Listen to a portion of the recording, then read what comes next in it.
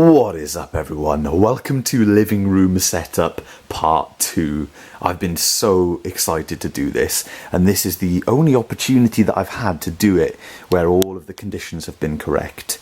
Eli's asleep upstairs, Jess is busy painting, and I finally have all of the cables together that I need. So this is an ideal time to put the finishing touches to this setup.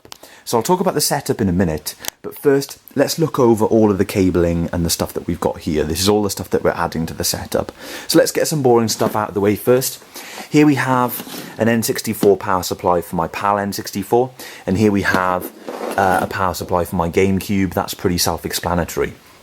Next up we have a properly wired SVideo N64 cable, Nintendo AV Multi SVideo. It's different to the SVideo cable I'm using for the Japanese N64. They will work with any SVideo cable, but PAL N64s are fussy with their cables, so this is the one that I got from Console Goods that is wired correctly for the PAL N64.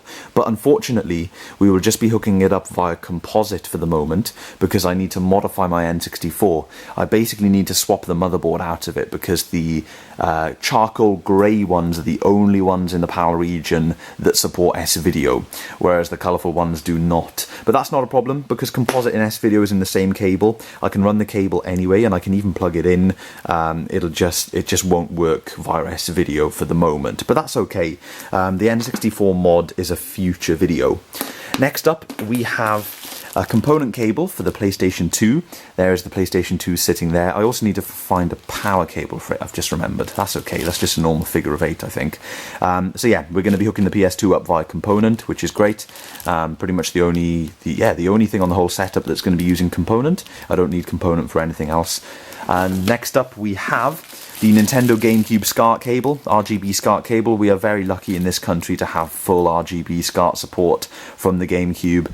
Unfortunately, we drew the short straw with the games themselves. All PAL games running 480i, whereas overseas you can get them running 480p via RGB with modification.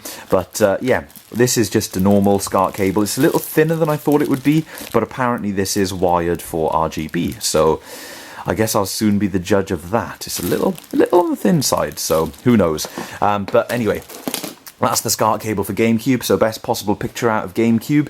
And then we have this SVideo cable. This is going to be the main feed between the SVideo switch over there that I showed you last time and the TV. We already have audio running, but now all we need is SVideo. This is actually made by Belkin, I think.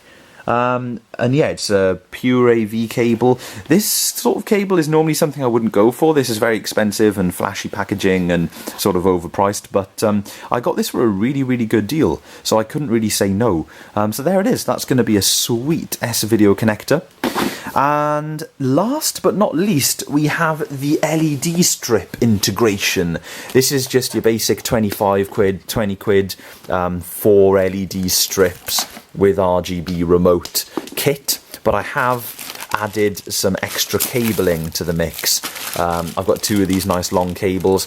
Now hopefully they'll be long enough to reach the back speakers, because my plan is to have 1 strip on the back of each surround speaker, but if it doesn't happen, then I can always buy more cabling. That's not a problem at all. So this will be a nice bit of extra light in the living room. It's a little bit dingy at the moment. So that's all the stuff that we're adding today. Now this part 2 is going to be the last part for a while. Part 3 isn't going to be until a good few months, and it will be the integration of the projector.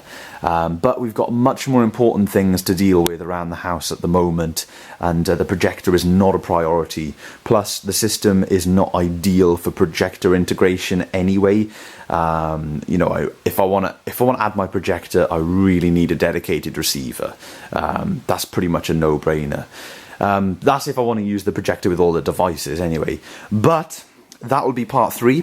This is part 2, and I'm going to sort of, I guess, just wire everything up and then talk about the setup and how it's been working, and give you a little overview at the end. Now what I will say is this setup is quite dusty. and it's, you know, got little man fingerprints and marks all over it, because he does climb all over it, but we are getting there with finding solutions for blocking various bits of kit. For instance, that footstool lines up perfectly with the Betamax machine over there, so as soon as you put that there, he can't fiddle with the front of that. But anyway, let's get down to wiring up some of these consoles to begin with. So unlike last time, I actually have a tripod. Sorry about all this mess, folks. I tidying the living room, or I should say giving the living room a right good clean, is something that I want to do after completing this setup. I've just sort of been waiting for the right time. Let's turn the power off for now and rotate this guy around a little bit, not too much. Okay, let's have a look at what we've got going on back here. As you guys can see, cable management did not go that far. I tried my hardest, but it's just nearly impossible. You know, it's pretty good because they're all tied down and everything at the back, and from the front it looks really clean, but yeah, it's just a little bit of hassle, but we're getting there. What I think I'm going to do is plug all of this stuff in back here and then show you guys where all the connections are going. So I've plugged all 3 consoles into the Tassima extension lead. That leaves me with 1 free output on there, which is all good because I think I've got everything. Oh no, one more thing to plug in there.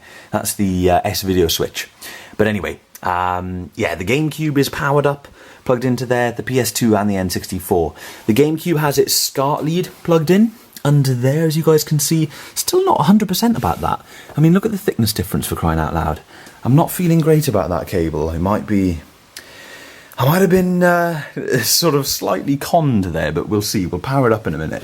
Underneath you can see I've plugged in the component cables for the PS2. The PS2 is also connected to power. So what we're going to do before we go any further, we're going to turn on the setup and we're going to test out the GameCube and the PS2. Starting off with the PS2 because it's going to be the easiest, because I know the cable's going to work. Well, I may have spoken too soon. We've got no signal from component on the PS2, but I did notice this. Have a listen. There is something rattling around in there. It's probably just a bit of the case. PlayStation is probably absolutely fine, but yes, I don't know if that's happened in transit or whether it was always like that. Anyway, we'll troubleshoot that in a second.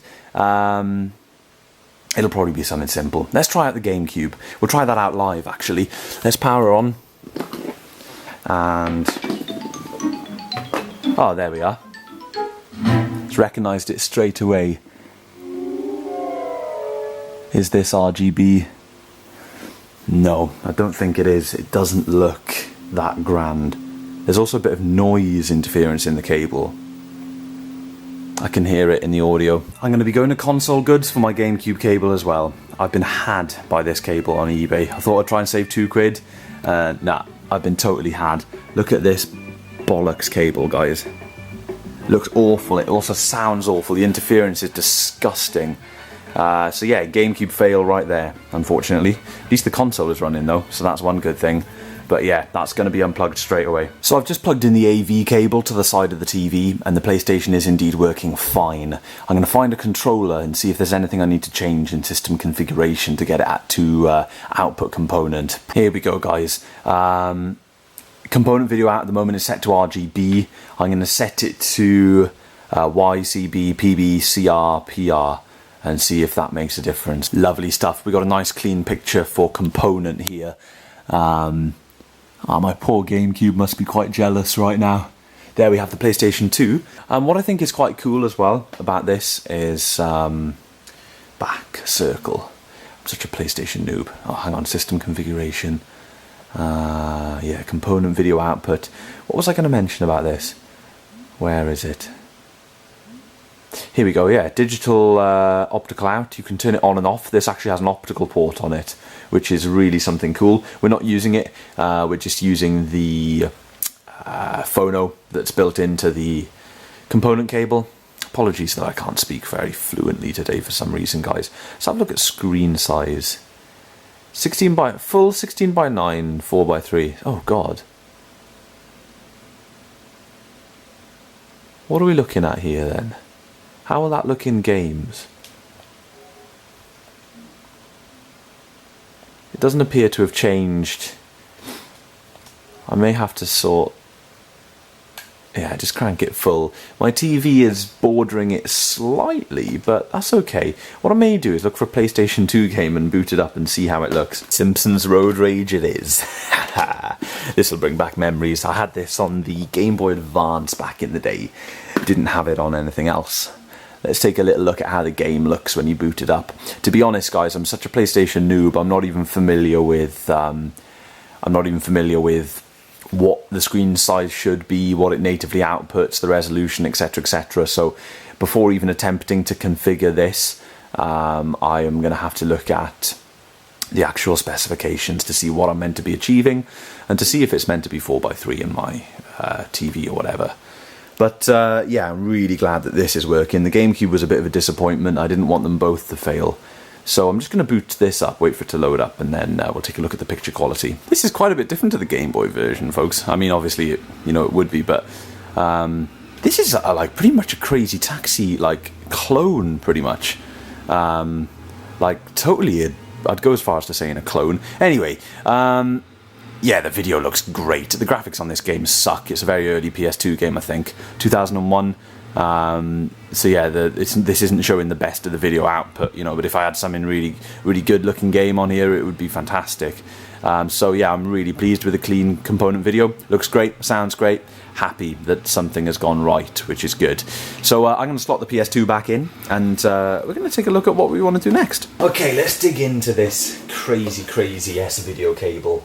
It's in one of these awful boxes. So best we can do is just hack away at it, I think, and hope for the best. So this will be to wire up our SVideo switch, and of course we're almost completely wired up then. The SVideo switch is already wired for audio, and the Japanese N64 is already plugged into it. This is literally to switch between the Japanese N64 and the PAL N64 at the moment. I may run something else in SVideo in the future. To be honest, I thought I'd end up running the GameCube via SVideo, but then I found out that our PAL GameCubes do not support SVideo, but they do support Scart, and I was like, okay, no worries, I'll go for Scart, which is a much better choice anyway. But unfortunately, the cable that I've got is a pile of junk. But we will sort that very soon.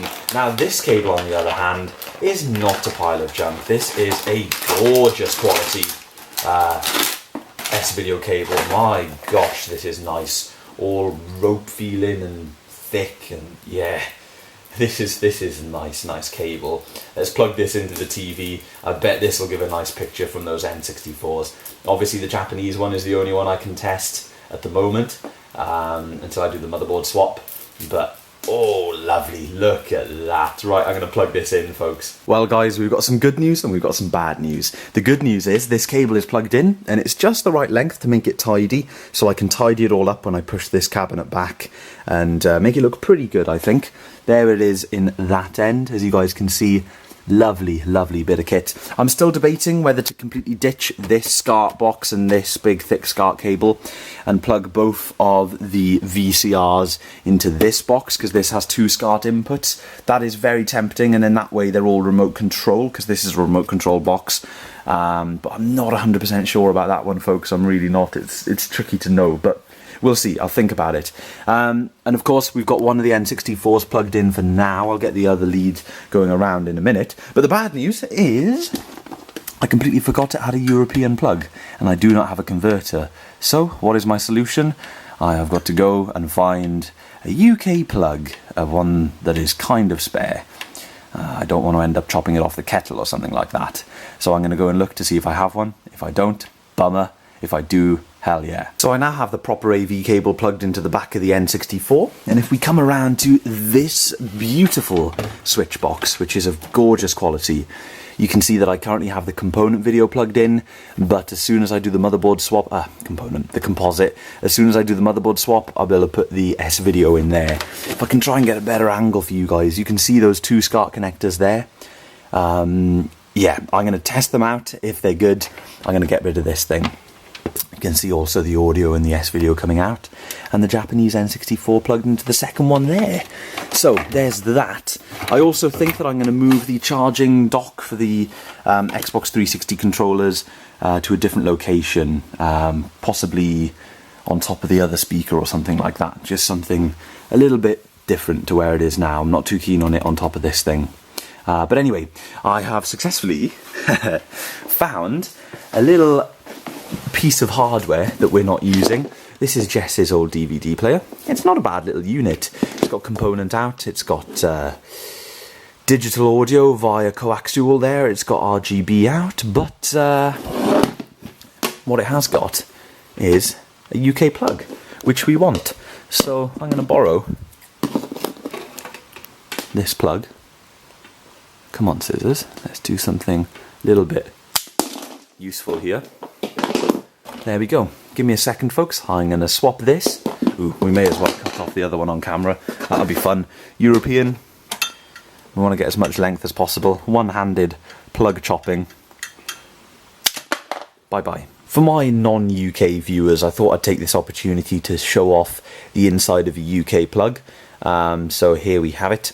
This top one is the earth prong. So naturally this sort of equipment is often not earthed. You can always tell by the type of the cable as well, because if it's just this flat cable, you can tell there's just a live and neutral in there.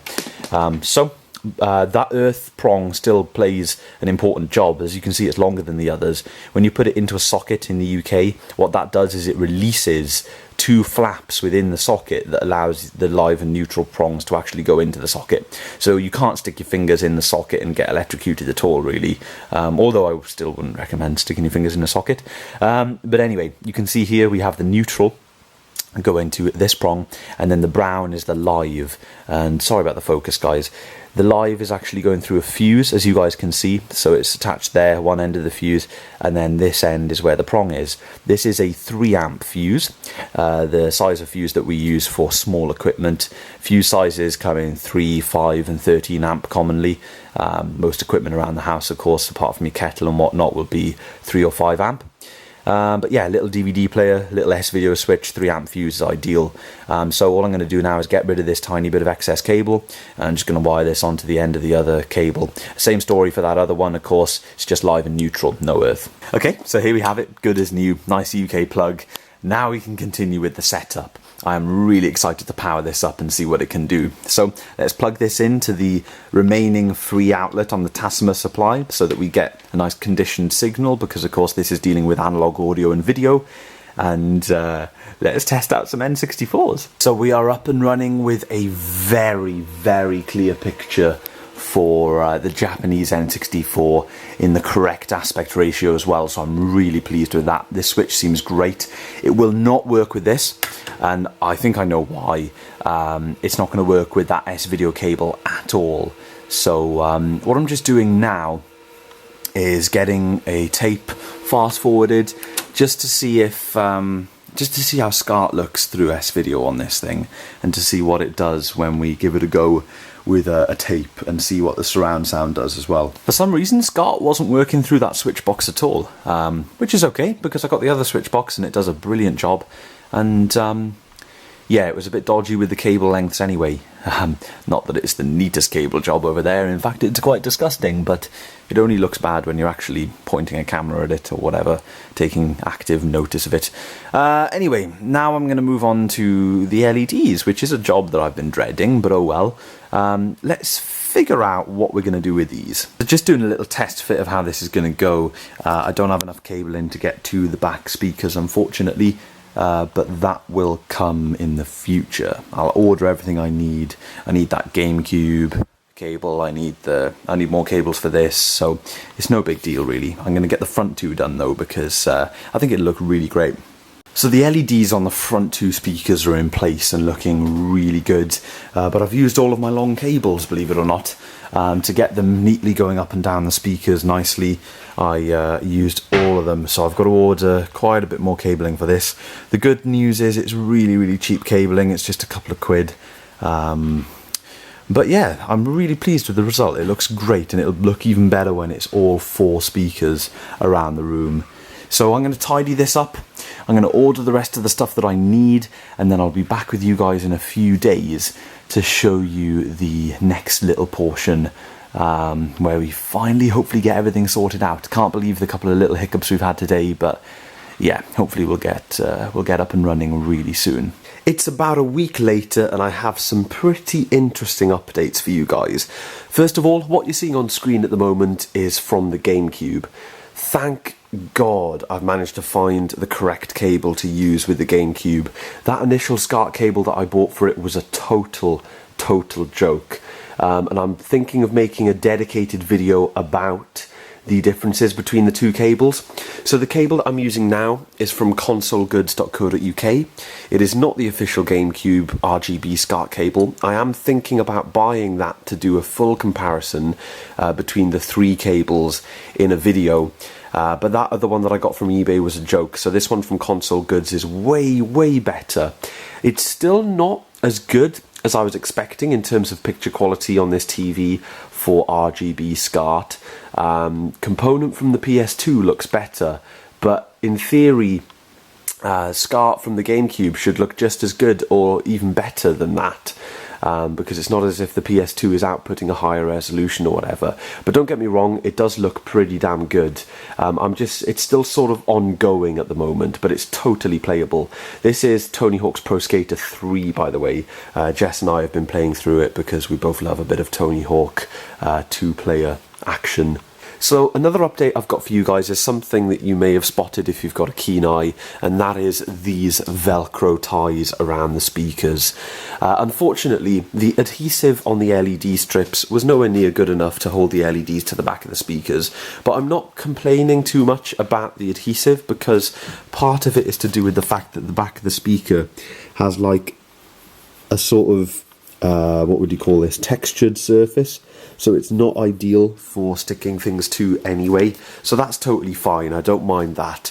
The Velcro ties are a bit ugly, but they look fine for now. I would love to come up with a better solution. That would be fantastic, but we will see how that goes. Of course, one thing that I have yet to do is set up the rear LEDs.